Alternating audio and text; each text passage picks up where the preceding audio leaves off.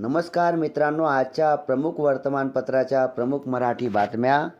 Jalgaon युनिव्हर्सिटीच्या PhD पेट परीक्षेसाठी अर्ज सुरू झाले आहेत. नेट पेपर फुटीमध्ये 13 आरोपीविरुद्ध आरोपपत्र दाखल. साखरेच्या साठवणुकीवर केंद्र सरकारने निर्बंध आणलेत. डीलरला फक्त 4,000 क्विंटलची मर्यादा. बिहार सचिवालयाच्या अधिकाऱ्यांना व कर्मचाऱ्यांना जीन्स टी शर्ट वापरावर बंदी घालण्यात आली आहे. Tiger Shroff Durand football cup match खेळणार.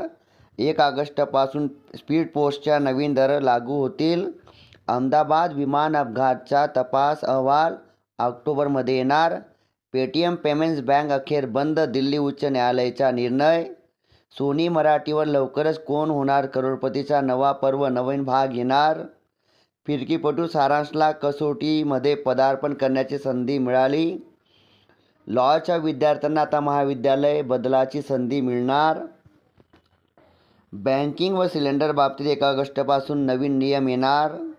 बूथ लेवल ऑफिसरसाठी सरकारकडून मानधन मंजूर.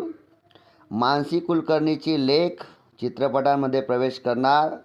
10 व 20च्या प्लास्टिक नोटा छापण्याची सरकारने RBIला परवानगी दिली. शेतकरी कर्जमाफीविषयी महत्त्वाची बातमी. ज्या शेतकऱ्यांना कर्जमाफीचा लाभ नाही मिळाला आहे त्यांचं नाव दुसऱ्या किंवा तिसऱ्या यादीमध्ये येऊ शकतं.